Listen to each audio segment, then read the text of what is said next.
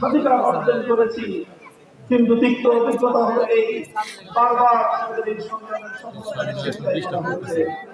1971 সালে ইনশাআল্লাহ বলে যে সংগ্রাম শুরু হয়েছিল, কোরআন দিয়ে যারা ক্ষমতায় এসেছিল, সেই তো বলে নতুন করে আরেক চেতনার উন্মেষ ঘটলো, আরেক চেতনা বাইরে থেকে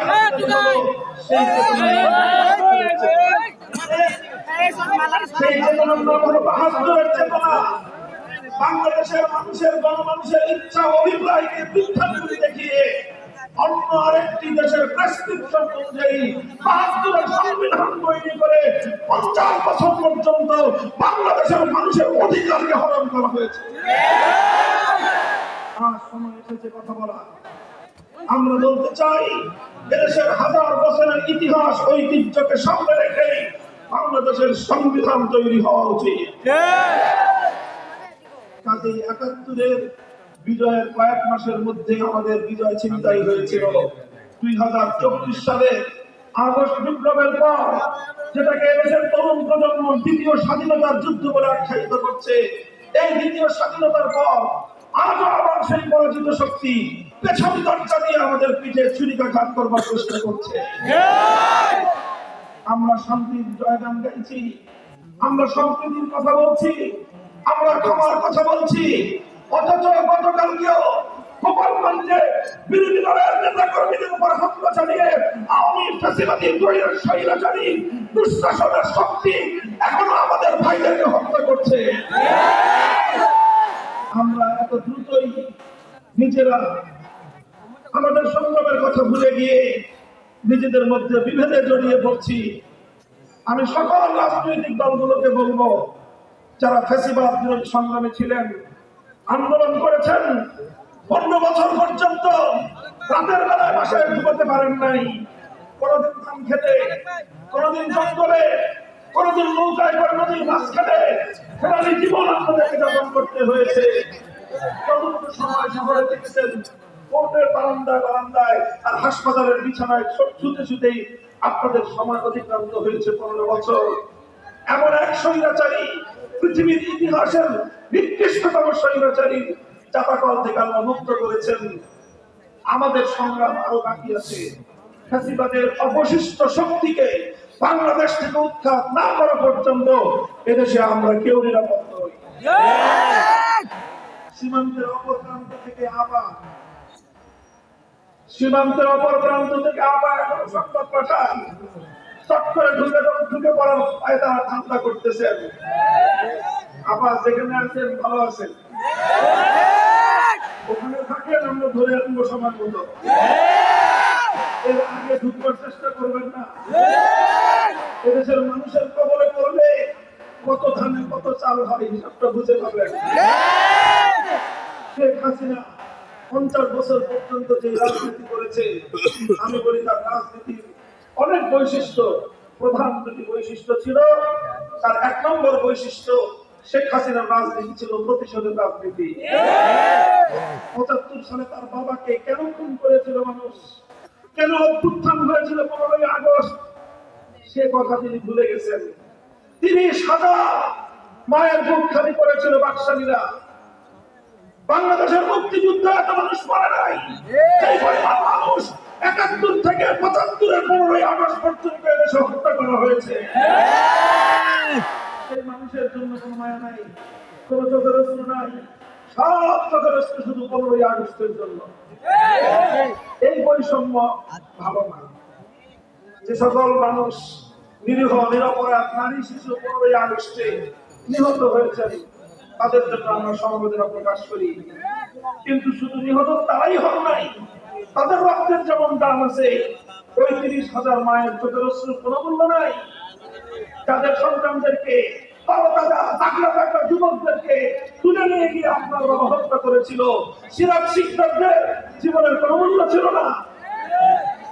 যাই হোক, পুরাতন হিসাব, ওই হিসাবে আমি যেতে চাই না। ১৫ই আগস্ট এই অভ্যুত্থানের পর শেখ হাসিনা আন্তর্জাতিক গণমাধ্যমে বলেছিলেন যে জাতি তার বাবাকে খুন করেছে, হত্যা করেছে, তিনি সেই জাতির কাছ থেকে প্রতিশোধ গ্রহণ করবেন। এই ঘোষণার পর 1975-এর 15ই আগস্ট থেকে 2024-এর 5ই আগস্ট এই 50 বছর শেখ হাসিনা বাংলাদেশে রাজনীতি করেছেন। শেখ হাসিনার এই রাজনীতি ছিল প্রতিশোধ গ্রহণের রাজনীতি। তিনি প্রতিশোধ নিয়েছেন বাংলাদেশের জনগণের কাছ থেকে, তিনি প্রতিশোধ নিয়েছেন বাংলাদেশ নামক রাষ্ট্রটার কাছ থেকে। এই দেশটাকে তিনি স্বাধীন রাখতে চান না। দেখেন না, কথায় কথায় বলতো বিদ্যুৎ দিয়েছি, বেশি কথা বললে বিদ্যুতের সব সুইচ বন্ধ করে ঘরে বসে থাকবো। মোবাইল ফোন দিয়েছে কে? মোবাইল ফোন দিয়েছিলেন উনি, বাংলাদেশে ইন্টারনেট দিয়েছিলেন।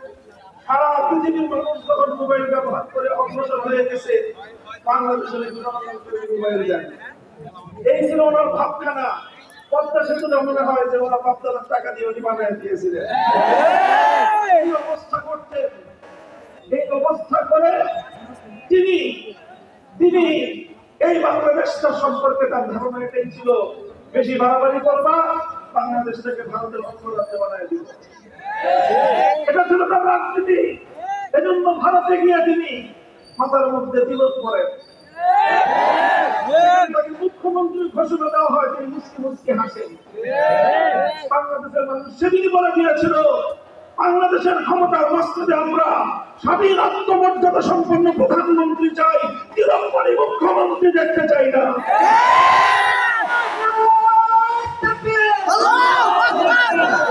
শেখ হাসিনার প্রতিশোধের রাজনীতি।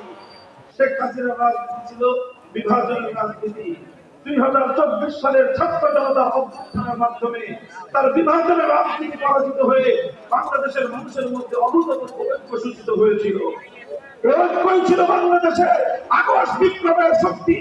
এই ঐক্যের মাধ্যমে এদেশের মানুষ ফ্যাসিবাদকে পরাজিত করতে সক্ষম হয়েছে।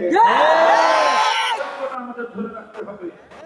এই ঐক্য যদি আমরা ধরে রাখতে না পারি, বিএনপি, জামাতে ইসলাম, হেফাজতে ইসলাম, আমরা কেউ দেশে নিরাপদে থাকতে পারবো না। কারণ শেখ হাসিনা শুধু একা নয়, তার পিছনে লুকিয়ে আছে ওই শক্তি যারা বাংলাদেশটাকে স্বাধীন দেখতে চায় না। বাংলাদেশটাকে বিশ্ব দরবারে মাথা উঁচু করা আত্মমর্যাদা সম্পন্ন জাতি হিসেবে যারা দেখতে চায় না। সংগ্রামী সাথী ও বন্ধুগণ, তাই আমরা পরিষ্কার ভাষায় বলতে চাই, অন্তর্বর্তীকালীন সরকারের কাছে আমি দাবি জানাবো, গতকালকে গোপালগঞ্জে যে ঘটনা সংঘটিত হয়েছে, 24 ঘন্টার মধ্যে তার প্রকৃত দোষীদেরকে গ্রেফতার করে বিচারের কাজ করে দাঁড় করাতে হবে। বাংলাদেশে পুনর্বাসন করবার জন্য যারা যারা ষড়যন্ত্র করছে, তাদের বিরুদ্ধে যথাযথ ব্যবস্থা গ্রহণ করতে হবে। সংগ্রামী সাথী ও বন্ধুগণ, এভাবে যদি আমরা পথ চলতে পারি, ইনশাআল্লাহ এই বাংলাদেশ স্বাধীন হয়েছে। এই বাংলাদেশকে আর কেউ দাবায় রাখতে পারবে না। এই বাংলাদেশের শক্তিটা হলো ঐক্যের শক্তি। এই বাংলাদেশের শক্তিটা হলো সম্প্রীতির শক্তি। এই জুলাই আগস্ট বিপ্লবের সময় আমরা দেখেছি, ঢাকা সহ বিভাগীয় অঞ্চলের শহরগুলো রাজপথের চিত্র। আমাদের ছেলেরা সংগ্রাম করছে, মিছিল করছে, স্লোগান তুলছে। নামাজের ওয়াক্ত হয়ে গিয়েছে, সঙ্গে সঙ্গে একজন কলেজ অথবা স্কুলের ছাত্র আল্লাহু আকবার আল্লাহু আকবার আযানের ধ্বনিতে আকাশ বাতাস মুখরিত করে তুলেছে। একজন ইউনিভার্সিটির ছাত্র ইমাম হয়ে নামাজের ইমামতি করছে, আর পিছনে সারিবদ্ধ হয়ে শত সহস্র আমাদের ছাত্ররা, তারা কাতারবদ্ধ হয়ে নামাজে দাঁড়িয়ে সেই পিচ ছাড়া রাজপথকে যায় নামাজ বানিয়ে আল্লাহ দরবারে সেজদায় লুটিয়ে পড়েছে।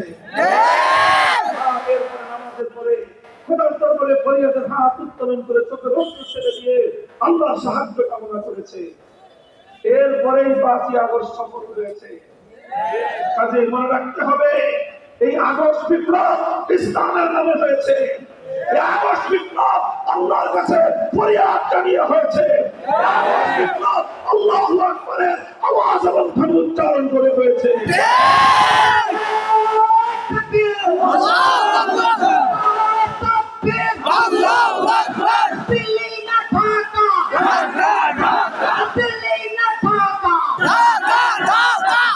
সংগ্রামী সাথী ও বন্ধুগণ, সুতরাং এই চেতনা, এই প্রেরণা, এ বৈশিষ্ট্যকে ধরে রাখতে হবে। আমরা সাম্প্রদায়িক সম্প্রীতির যে অনন্য নদীর কায়েম করে চলেছি, সেটাকে অব্যাহত রাখতে হবে। মনে রাখতে হবে, আগে বাংলাদেশের বৈশিষ্ট্য ছিল, একটা শক্তি ছিল, শেখ হাসিনার পালিত শক্তি, হাতুড়ি লীগ, হেলমেট লীগ।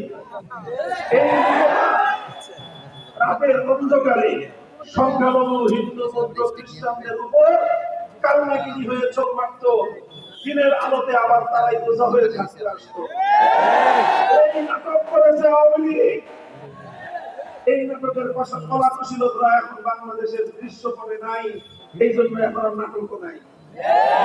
এখন বাংলাদেশের সংখ্যালঘুরা ভালো আছেন, তাদের মন্দির গির্জা পেগোড়া আর হামলা হয় না।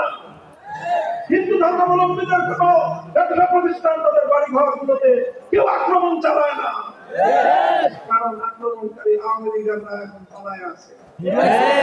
ওরা যদি আবার ঢুকতে পারে, শুরু করবে সংখ্যালঘুদেরকে দিয়ে, সংখ্যালঘুদের বাড়ি ঘর জ্বালাবে, তাদের হিন্দুদের মূর্তি, তাদের মন্দিরের মূর্তি ভাঙবে, এগুলো করে সাম্প্রদায়িক দাঙ্গা বাঁধাবার চেষ্টা করবে। সুতরাং হুঁশিয়ার, সতর্ক, সচ্চার থাকতে হবে। আমি এই মুনাফিক শক্তিকে বাংলাদেশের রাজনীতিতে আর পুনর্বাসিত হতে দেওয়া যাবে না। আমরা সাম্প্রদায়িক সম্প্রীতির যেই নজির বাংলাদেশে চলছে, এটাকে অব্যাহত রাখতে হবে। মুসলিম জাতিসত্তা, এদেশের 90% মুসলমানদের চেতনা, তাদের ধর্মীয় সেন্টিমেন্টকে যদি আপনি শ্রদ্ধা না জানাতে পারেন, এদেশে কোনোদিনও সাম্প্রদায়িক সম্প্রীতির অবস্থা বহাল রাখা যাবে না। আল্লাহর নবীর বিরুদ্ধে কেউ কটূক্তি করবে, হুঁশিয়ার, হুঁশিয়ার। আল্লাহর নবীর ইজ্জতের হেফাজতের জন্য আমরা শাপলা চত্বরে আকামের রক্ত দিয়েছি, আবার আমরা যে কোনো সময় শাপলা চত্বরে যেতে প্রস্তুত। এই বিষয়ে আপোষ করার কোনো কিন্তু সুযোগ নাই। কাজেই সম্প্রীতির সকল জায়গাগুলোকে সম্মিলিতভাবে আমরা সংরক্ষণ করবো ইনশাআল্লাহ। ইনশাআল্লাহ আগামী বাংলাদেশ হবে ইনশাআল্লাহ সম্প্রীতির বাংলাদেশ, ইনশাআল্লাহ বাংলাদেশ, বৈষম্যহীন এক বাংলাদেশ।